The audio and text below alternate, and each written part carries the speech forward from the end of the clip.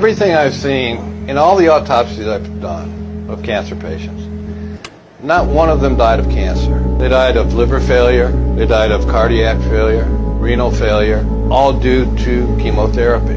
We got a patient that had been through chemo and radiation, and they had cooked her liver and cooked her kidneys.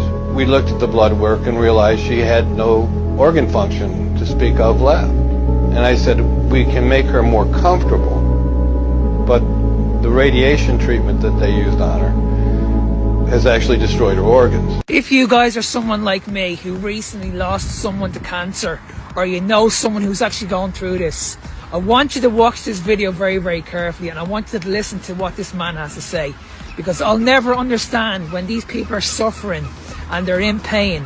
Feeding these people chemicals is our only solution. The shocking statistic in the whole cancer world is that the death rate for all cancers has only improved 5% since the 1950s.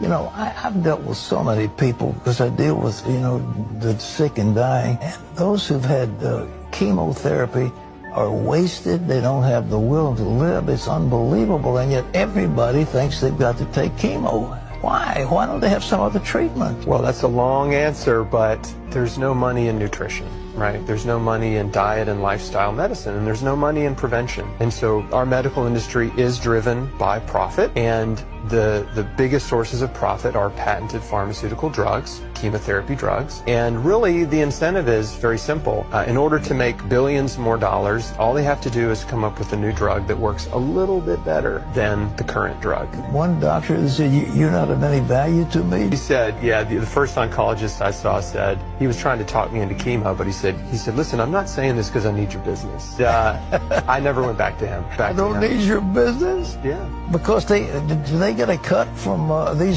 drug companies? It's big business. The average cancer patient is worth over $300,000 in revenue. That's from surgery, hospital visits, physical therapy, breast reconstruction, on and on. All of the stuff associated with